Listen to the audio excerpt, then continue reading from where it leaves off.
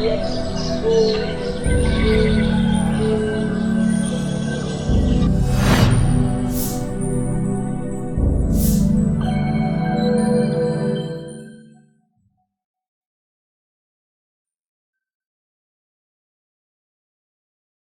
thank you all for your speeches. I think you covered kind of different things.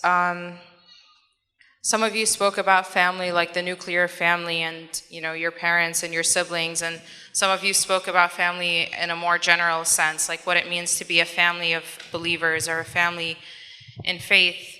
I think one of my first questions is, I think even the notion of family is something that's kind of contested and challenged in the modern world, not just explicitly, so not just in the way that people speak about family or put down family or sort of like our cultural understanding of what a family is and how it fits into our lives, but even I think the way modern society is structured makes it challenging to upkeep family ties. You're expected to go away for college and to live alone in a dorm, and you're expected to travel anywhere, wherever you get the best opportunity for work, and your career sort of takes precedence over family, and all these sorts of things that are expected of people in a modern secular society and in a highly individualistic society. But at the same time, I think oftentimes we project sort of an idealized image of the past and what the past looked like, and we sort of maybe attribute false characteristics of the past and the way that family structures or whatever existed. So what do you think is the proper approach or balance? Like, how do we have sort of a critical eye to the challenges we're dealing with, while also not creating this false image of a golden past that is now gone and that we'll never return to? What do you think is the proper approach, and what do you think are the actual challenges we need to face head on, as not just as Muslims, but as people of faith? I'll just be very brief. I just took a lot of your time, and there are esteemed guests and others who can contribute. I believe that Islam teaches us that the way we perceive family needs a shift in paradigm. Meaning, we have an obligation towards God. That's what the Quran teaches us. We have an obligation towards God to make time and effort towards our families.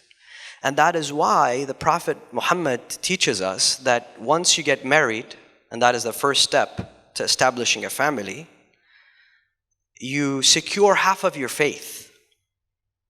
And that the prayers of a married individual is worth 70 times more than a person who's not married. This is something we all grow up with. But you don't see that about prayer. You don't see that about fasting. You don't even see that about the pilgrimage. That if you go to the pilgrimage, you secure half of your faith. Or if you pray, you secure half of your faith. But if you get married to establish a family, then you secure half of your faith. Therefore, we have to look at it as an act of worship that we seek nearness to God with. That is why when you're trying to get to know someone for marriage, you cannot manipulate them. You cannot lie to them. You cannot abuse them. Can you abuse someone in act of worship and say, this is an act of worship, I'm abusing my spouse? Can I abuse my child in this act of worship? Absolutely not. Can I abuse my parents? Absolutely not. Therefore, when we look at it as something that is more than what we're told on the surface of things, it is the greatest act of worship in the religion of Islam, in the eyes of God. Or else, why do people even have a marriage ceremony and have an imam come and recite the nikah ceremony for you? It's just a few words. Because in those words, we say that from now on, from this moment onwards, God is going to be the witness to this union, and we can't run away from His eyes. We can't run away from His supervision. So I believe once we understand family in that sense, then we go out of our way to make time and There is no family whatsoever, and that is part of the Quran, without challenges. And the professor spoke of the story of Joseph. That's exactly why is the story of Joseph so detailed in the Quran? Because God wants to tell me that Jacob, who was a prophet, and who, his children were the children of prophet, took their own brother and they sold him as a slave. So no family is spared of tribulations and tests and ups and downs. What allows us to navigate through those troubles, whatever they may be, whether now you're away at a dorm, or there's poverty, or there's illness, or what allows us to navigate is love and forgiveness. Without those two things, no family will survive. Every family will break. That is why Jacob forgave his sons. Joseph forgave his brothers. And that is the message that I take away from the Quran. Thank you.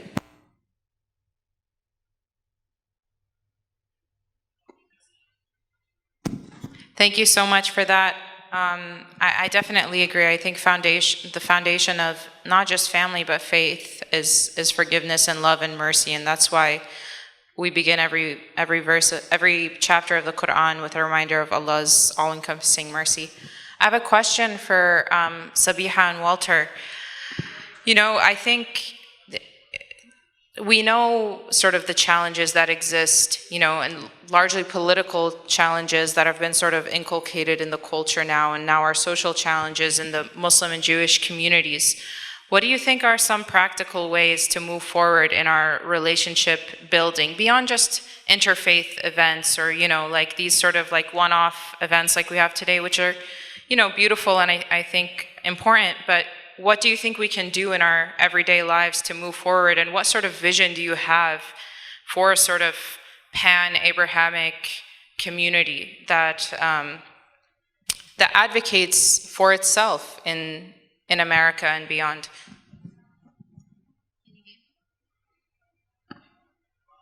Can you hear me now? Okay. Thank you for that question. Walter and I have learned some lessons as we have tried to navigate this path of bringing Muslims and Jewish communities together. And the first one is that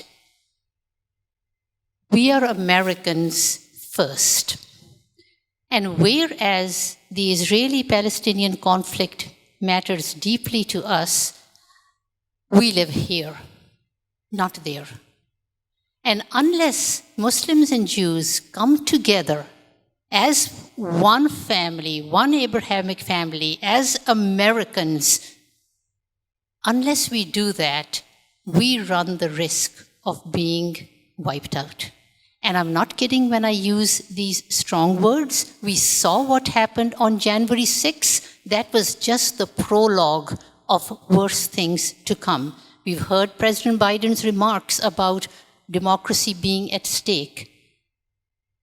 If democracy is hurt, the communities that will be most affected will be the minority communities, whether it's the African Americans, whether it's the Hispanics, Latino community, the Chinese community, or the faith communities that are minority communities.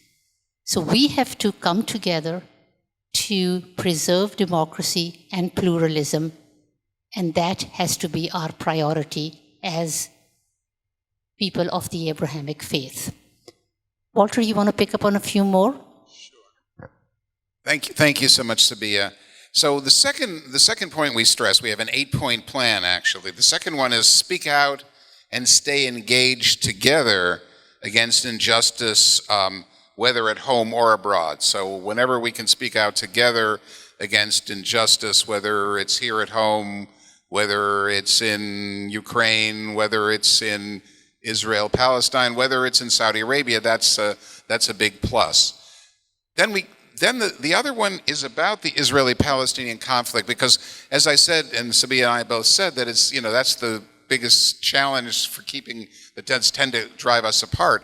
But there's something we could do to turn that negative into a net positive, in our opinion, and that to together support the work of NGOs, wonderful, wonderful organizations that are working over there to bring Israelis and Palestinians together while saving lives and improving conditions on the ground. So I had mentioned that I was involved in a group called Project Rosanna, which is trying to strengthen health care in especially in Palestine with the support of Israelis, and has done amazing work in getting ventilators to the Palestinians during the COVID crisis. As I say, helping to save children by getting them to hospitals using volunteer drivers, women's health, many, many things like that. That's one example. There's a lot of groups like that.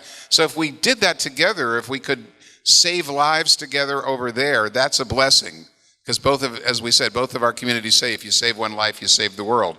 The third one, or the fourth one, is allow others to speak up if we agree or not.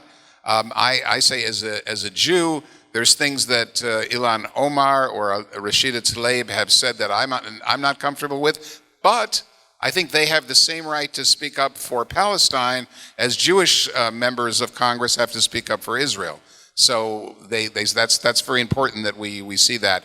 And maybe the most important one in my mind is we should not allow the Israel-Palestine conflict to be weaponized to drive us apart here at home. And there's so many ways that's happening almost every day.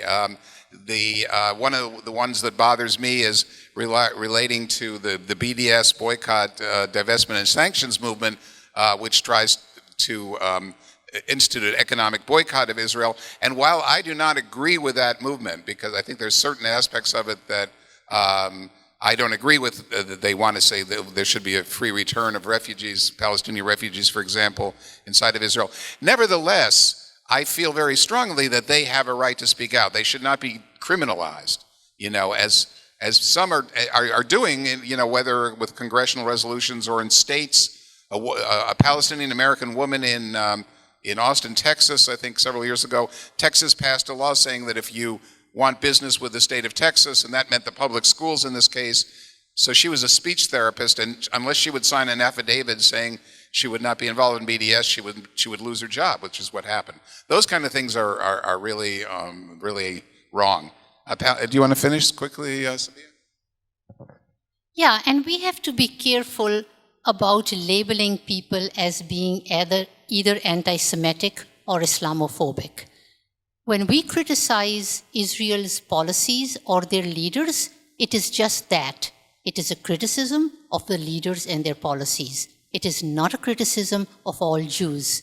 And similarly, when we are critical of Muslim leaders and their policies, it's just that.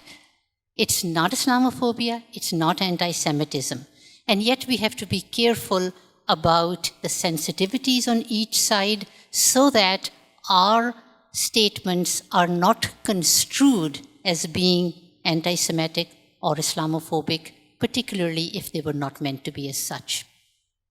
Thank you so much. Yeah, absolutely. And I think both of your comments sort of point to me to sort of the absence of real political leadership, across the board that we have. Like, I think politics, at least in an Islamic ontology, is like, you cannot separate ethics and akhlaq and sort of spiritual uprightness from leadership. Like, to be a political leader, it means to act in the correct, the morally upright way in every situation. And I think right now we're in a place where all of our communities are sort of bereft of real leaders. And this puts us in a tough spot because those are the representatives of the community, and and the community just becomes confused because it's like, oh, well, what do we do with this if there isn't true Islam, there isn't true Judaism being practiced at that level? How do we grapple with that? It's a really difficult thing. So thank you both. Professor Cole, you deal with the pre-modern Islamic tradition, among other things, in your scholarship. And I think there's a lot of interesting things that happen when you go into the tradition. You have sort of what I described earlier, this tendency to, paint a rosy image of the past.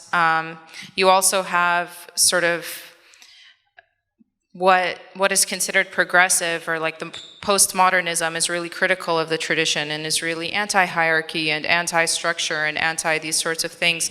What do you think should be the role of looking at the pre-modern tradition? What do you think we have to learn from history, and how do you think we should be engaging with these texts and engaging with tradition and with the way things were, and what do you think that should do in informing how we think about structuring our communities and our families going forward? Do you think there's an overemphasis on tradition? Do you think we don't engage with tradition enough? As a historian, how do you think about the role of history in shaping our lives?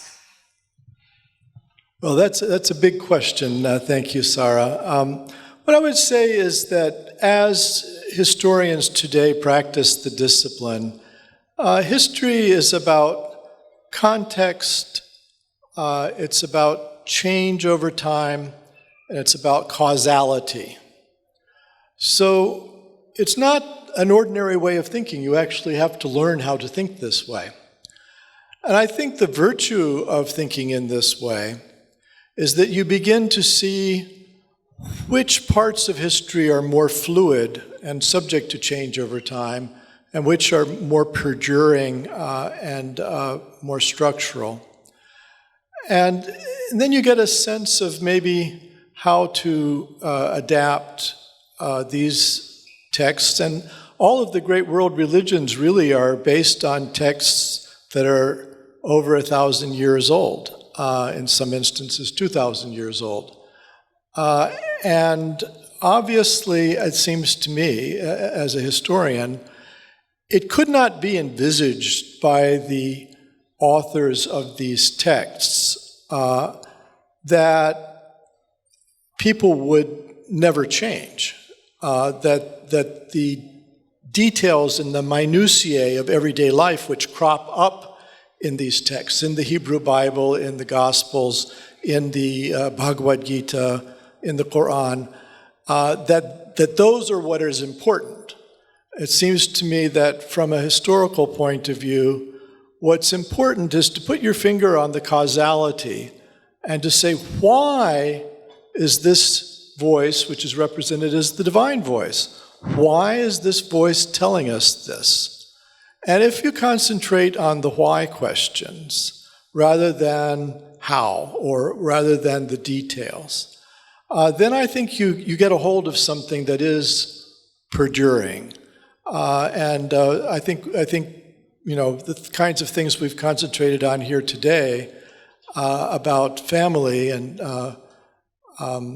Sayyid Qazvini's talk about the conundrums that the modern family can face, it emphasizes the degree to which those aspects of these ancient texts still have wisdom to share with us. So that's how I'd try to answer your question.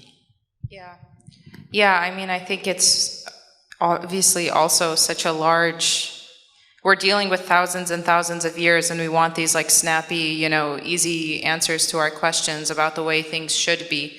And yeah, looking at the texts and trying to get at the essence of the text, not limited by, the time or the particular socio-political constraints that these figures are dealing with, I think is the thing to do.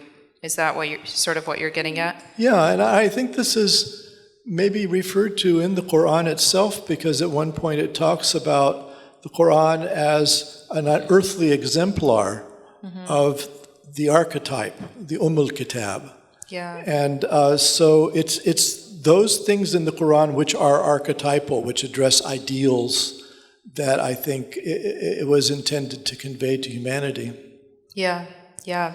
And also the names of God, as representing sort of archetypes of what human beings should aspire towards, and the masculine names and the feminine names as sort of archetypes of what the ideal man and woman are and the ideal person. Yes, there's a famous verse in the Quran, in Surah Al-Furqan. It says that the pious walk upon the earth humbly.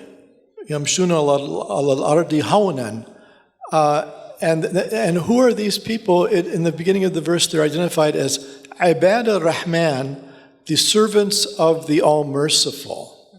So many subsequent Muslim commentators have suggested that the two things are related. It is because they are the servants of the All-Merciful and attempting to emulate that mercy that is an attribute of God, that they're then enabled to walk upon the earth humbly. And it says, when the wayward taunt them and harass them, they reply, "As-salam."